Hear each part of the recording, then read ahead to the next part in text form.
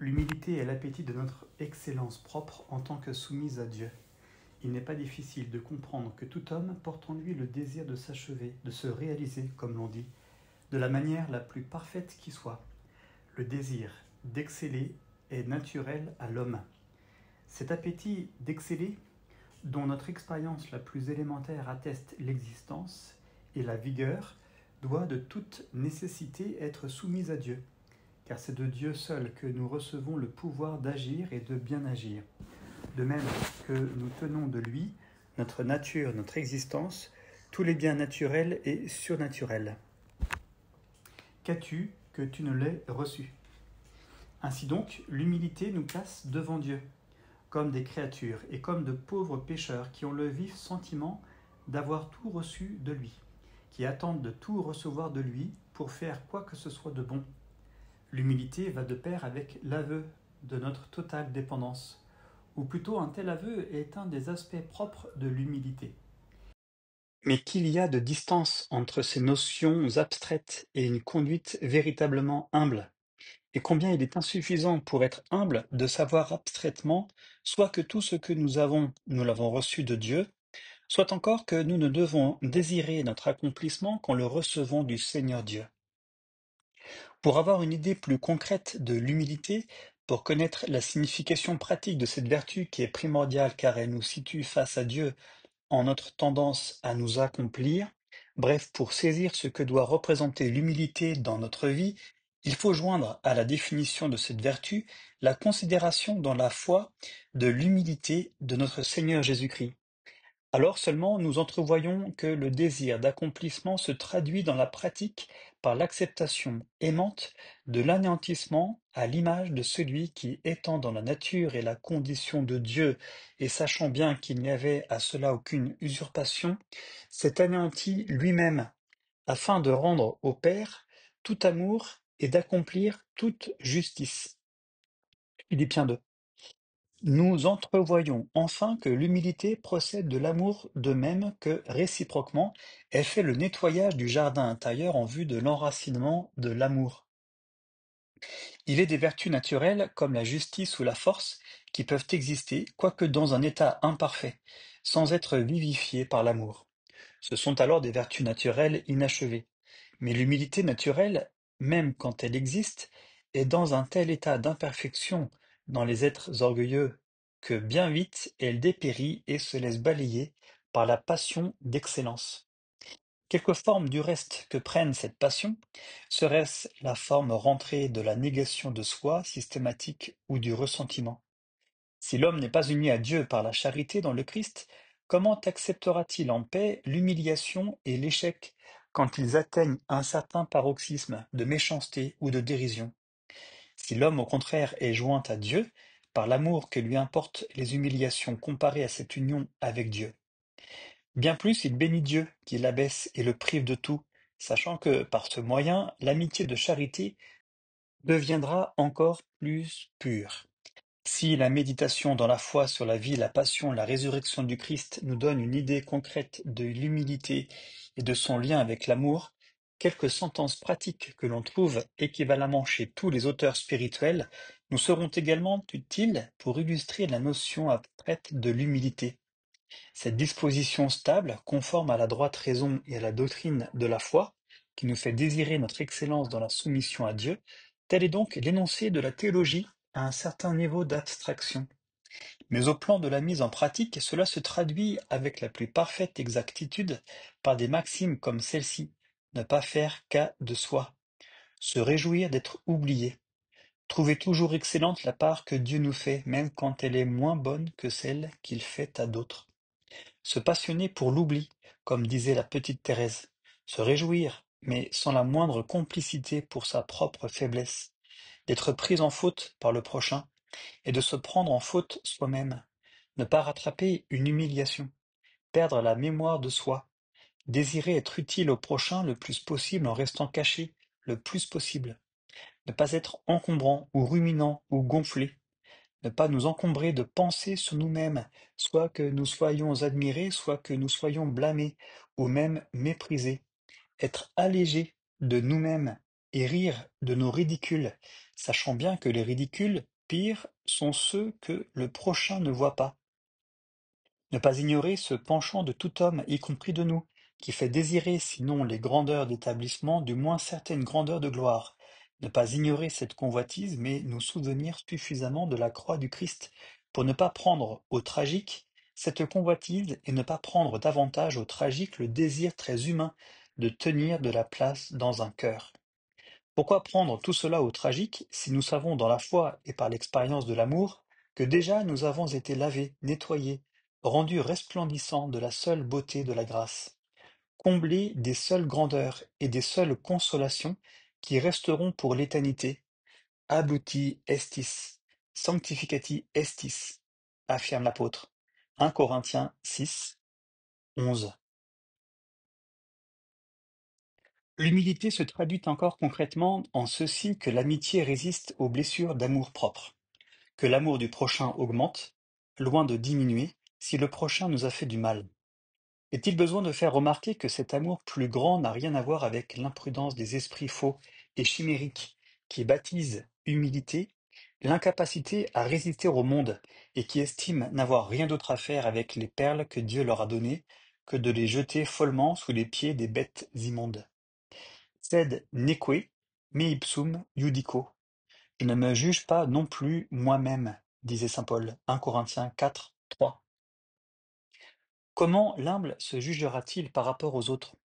Il vit sa dépendance. Tout ce qu'il est, il sait vitalement qu'il l'a reçu de Dieu, ne se situant pas en regard des autres et comme à égalité, mais en regard du Créateur et Rédempteur, à une distance infinie, une distance qui sans doute a été comblée, mais sans qu'il y soit pour rien, se tenant donc à cette place, comment celui qui est humble ne se sentirait-il pas inférieur à tous? Ne pensons pas pour autant que, pour reprendre un mot de l'Évangile, l'apôtre vraiment humble jetterait des perles au pourceau sous prétexte que ces pourceaux lui seraient peut-être supérieurs. L'apôtre, vraiment humble, ne se regarde point par comparaison au pourceau, il se regarde par rapport à Dieu. Il saisit ainsi spontanément qu'il peut toujours tomber dans les plus lamentables abîmes. Cela suffit. Il n'a pas à perdre le bon sens élémentaire qui l'empêcherait de savoir qu'il y a des indignes et lui ferait livrer aux profanateurs les dons célestes. Ces dons célestes qu'il a reçus, il sait qu'il est tout à fait indigne de les avoir reçus et tout à fait incapable de les porter. Mais il sait en même temps que Dieu veut les lui faire porter par pure miséricorde. Il ne compte que sur Dieu pour les porter et les faire fructifier selon son bon plaisir. L'un des aspects de l'humilité pour ceux qui ont reçu quelque grandeur d'établissement, c'est de ne pas estimer qu'ils possèdent nécessairement toutes les qualités requises par le poste qu'ils occupent. En conséquence, ils doivent accepter de grand cœur qu'on leur signale leurs limites, qu'on les aide à se corriger de leurs défauts. Ils sont rares cependant les supérieurs et les supérieures qui, ayant fait des déclarations d'indignité au jour de leur élévation, se sont montrés capables, par la suite, d'accueillir des remarques ou des reproches, même déférents et affectueux. Ils sont rares ceux qui désirent recevoir une correction fraternelle. Il arrive que les supérieurs, au lieu de se montrer reconnaissants des avertissements charitables tels de leurs frères, se laissent aller à nourrir une sourde animosité contre lui. La doctrine du Seigneur sur son Église, la révélation divine sur cette société de grâce, nous enseigne bien clairement qu'elle est une société d'autorité. Mais là ne se borne pas la doctrine évangélique. L'autorité est sans doute première, comme la pierre d'angle est première dans un édifice. Mais enfin, si l'édifice consistait tout entier dans la pierre d'angle, il n'y aurait pas d'édifice. Si l'Église n'était qu'autorité, elle ne serait pas Église. L'Église est avant tout et éternellement charité. Et dans son pèlerinage temporel, elle est indivisiblement charité, autorité, humilité, les trois ensemble. Retenir des paroles du Christ à saint Pierre exclusivement le tu es Petrus, c'est ne retenir qu'une partie. Si l'on rejetait le debitis alter alterius lavare pedes, vous devez vous laver les pieds les uns aux autres, Jean 13, 14, on trahirait l'enseignement du Maître. Il n'existe sans doute pas d'hérésie au sujet du devoir de nous laver les pieds les uns aux autres, comme il en existe sur la primauté de Pierre. Cela ne veut pas dire que le devoir de nous laver les pieds entre nous soit pratiquement négligeable pour la vie de l'Église. Dans son ordre, il est essentiel. L'Église qui ne subsisterait pas sans le tu es Petrus ne pourrait pas non plus tenir sans l'observation du debitis alter alterius lavari pedes. Que celui qui occupe un poste dans les grandeurs de hiérarchie sache donc laver les pieds de ses frères, et non seulement les commander, et que les sujets, qui sont aussi des frères, osent laver les pieds de leur chef sans indiscrétion et avec beaucoup d'amour. Si l'Église tient, c'est non seulement parce qu'il y a la pierre d'angle, mais parce que la charité et l'humilité mutuelle sont le ciment et l'âme de cette société. Celui qui rougira de moi devant les hommes, je rougirai de lui devant le Père. Celui qui confessera mon nom devant les hommes, je confesserai moi aussi son nom devant le Père. Luc 9, 26. Il existe, ces paroles du Seigneur nous en donnent la ferme assurance, il existe une fierté chrétienne, un honneur chrétien. Le Seigneur qui nous l'apprend ne tient pas cette vertu pour petite et négligeable, puisqu'il la récompense avec une libéralité infinie. Confitebor et ego eum coram patre meo. Je confesserai, moi aussi, son nom devant le Père. D'autre part, il inflige un châtiment des plus sévères à la lâcheté, au manque de cœur. Saint Pierre, durant la Passion, avait renié son maître et s'était honteusement déshonoré. Le Seigneur, qui ne lui retirerait pas pour autant sa charge et sa primauté, n'a pas voulu qu'il les exerçât dans le déshonneur. Il lui a fait réparer par une triple confession sa triple lâcheté. Or, cette confession est une confession d'amour. Pétré, amas me, Pierre m'aimes-tu. Preuve que l'honneur chrétien est un effet de la charité, de même que le déshonneur est la preuve d'une défaillance de l'amour. Cependant, un trop grand nombre d'auteurs spirituels qui dissertent sur la charité gardent le silence sur l'honneur. C'est une lacune grave. Il est vrai que les mêmes auteurs ne parlent pas non plus du témoignage qu'il faut rendre à la foi en temps de persécution ou de révolution. Ils se taisent sur le martyr. À les lire, on a l'impression qu'ils tiennent certaines dispositions de l'âme qui exigent d'être forts, de lutter contre les mensonges et les scandales, comme étant de soi incompatibles avec la charité. Telle n'est pas la révélation évangélique. Saint Paul, dans son hymne célèbre à la charité, nous dit sans doute Caritas patiens est, benigna est. La charité est patiente. La charité rend service. Mais il n'a jamais compris ni enseigné que, au nom de la patience et de la bénignité, le chrétien devait être sans honneur. Toute sa vie d'apôtre, au contraire, est une illustration splendide de l'honneur chrétien. L'honneur chrétien est le juste sentiment de notre dignité comme être humain et comme enfant de Dieu, racheté par le Christ. Empti enim estis pretio magno. Vous avez été rachetés à grand prix. 1 Corinthiens 6, 20. Et voir 1 de Pierre 1, 18, 19. L'honneur chrétien nous permet de nous tenir à cause de Dieu à la hauteur de notre étonnante et surnaturelle dignité, nous préserve de tomber en dessous, nous fait rebondir aussitôt avec autant d'humilité que de vigueur si, hélas, nous venons à déchoir. Nous nous redressons avec le vif sentiment que ce mal que nous avons commis en pensée, ou en acte, ou par omission, est incompatible avec la sainteté que Dieu a mise en nous. Nous nous remettons debout avec la conviction aiguë que de nous-mêmes, nous ne pourrons toujours que tomber. L'honneur chrétien, en effet, étant inséparable de l'humilité, est à l'abri de l'illusion mortelle qui faisait dire à saint Pierre: Même si tous vous abandonnent et vous trahissent, moi, jamais. On rebondit pour l'amour de Dieu. On rebondit aussi par le juste sentiment que telle pensée, tel sentiment, tel acte ou telle omission est incompatible avec ce que Dieu nous a donné d'être. L'honneur chrétien ne fait certes pas que le regard sur soi importe plus que le regard sur Dieu. Mais le regard sur Dieu nous rend conscients de ce que Dieu nous a donné d'être. On veut demeurer tel à cause de Dieu. Il nous arrive de loger bien mal notre honneur, de le mettre là où il n'a rien à voir, ou du moins fort peu. Il nous arrive d'estimer que nous sommes déshonorés, ou du moins peu honorés lorsque ce n'est vraiment pas le cas. En un mot, notre sens de l'honneur risque d'être désordonné, mélangé d'amour-propre ou d'orgueil. Dans cette mesure même le sens de l'honneur cesse d'être chrétien, mais cela ne prouve pas qu'il n'existe un sens chrétien de l'honneur, un attachement à notre honneur, qui n'est point attachement propre, qui est agréable à Dieu, et tout pénétré de charité.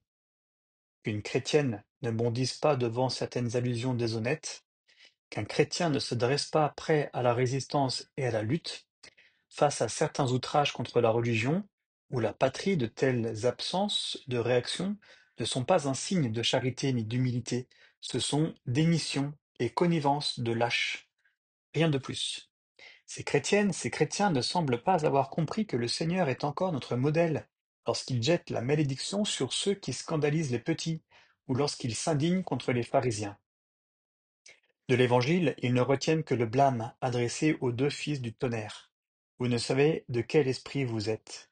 Comme si le seul esprit anti-évangélique était la colère orgueilleuse et inconsidérée, comme si l'esprit de lâcheté s'identifiait à la miséricorde, comme si nous n'avions d'autre choix que d'être orgueilleux ou d'être lâches.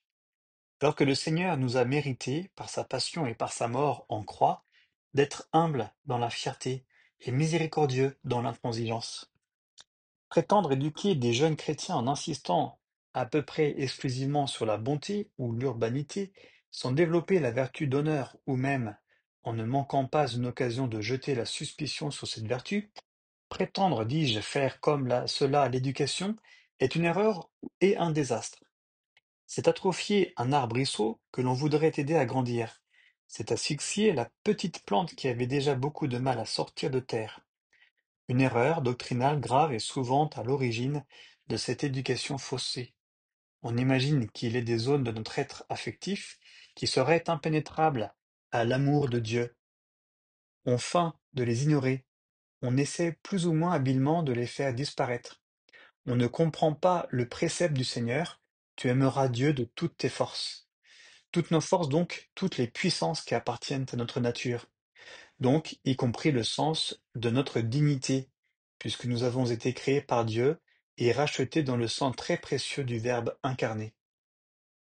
Toute prédication sur la passion qui tend à faire confondre l'humilité du Seigneur, soit avec l'inconsistance morale, soit avec un acquiescement à l'injustice, toute prédication sur la passion qui suggère une confusion aussi répugnante est une prédication empoisonnée. Avec cela, je sais fort bien que la vertu cardinale de tempérance, avec les attitudes morales qui s'y rattachent, l'honneur étant une de ces attitudes, la vertu de tempérance, dis-je, même si elle est vivante de la vie de la charité, ne pourra transformer notre vie intérieure, évangéliser notre caractère, que si le Saint-Esprit, par le don de crainte de Dieu, inséparé de la charité, inspire et développe en nous une fierté selon le cœur du Christ. Le sens de l'honneur n'est tout à fait juste, tout à fait limpide, que lorsque le don de crainte de Dieu commence de s'exercer librement dans notre âme. Une telle action devient plus intense à mesure que l'âme grandit dans la charité.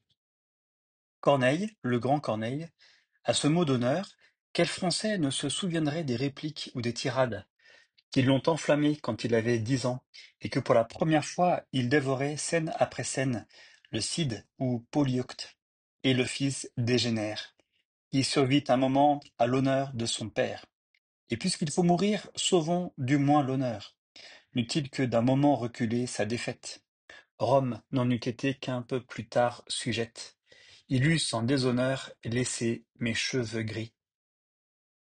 Nous savons que l'honneur des personnages de Corneille est souvent mélangé ou passablement illusoire. Il n'est vraiment pur que dans le cœur du saint martyr Polyeucte. Faudrait-il pour autant ne plus avoir d'admiration pour ces âmes au garde à vous? Je ne le crois pas. Je crois plutôt que, sans rejeter les grandes œuvres de Corneille, nous devons comprendre qu'il est un autre garde à vous que celui qui l'a porté à la scène. Car il existe infiniment supérieur le garde à vous de la sainteté, celui que célèbre la sainte liturgie, celui que l'on apprend dans la milice des saints. Vos estis cives sanctorum. Celui où les anges sont passés maîtres pour faire notre instruction de petites recrues. Vous êtes citoyens des saints. Il est un garde-à-vous chrétien. Il se fonde sur un frémissement, un redressement qui tiennent à la vitalité, à l'ardeur de la charité. Pour la vertu chrétienne, d'honneur comme pour toute vertu morale, il faut se souvenir que la vertu est donnée avec la grâce. La vertu morale infuse, présuppose ou fait acquérir la vertu naturelle, la pénètre et la purifie. C'est ici que la leçon du grand Corneille est précieuse. Le poète nous fait sentir en effet que du seul fait d'être homme, né de bons parents, dans une noble cité, nous devons être hommes d'honneur, refuser la démission, ne pas rendre la place confiée, ne pas supputer l'efficacité visible du sacrifice. Corneille nous apprend ces vérités naturelles. Mais la révélation du Seigneur nous illumine de clarté infiniment supérieure. Que ces clartés pénètrent jusqu'au fond notre entendement et notre cœur. Nous ne cesserons alors de tendre vers une charité toujours plus grande, qui purifiera les sentiments les plus humains, cependant que l'humilité les gardera de se désorbiter, et que le don de crainte de Dieu nous tiendra dans une tranquille défiance de nous-mêmes.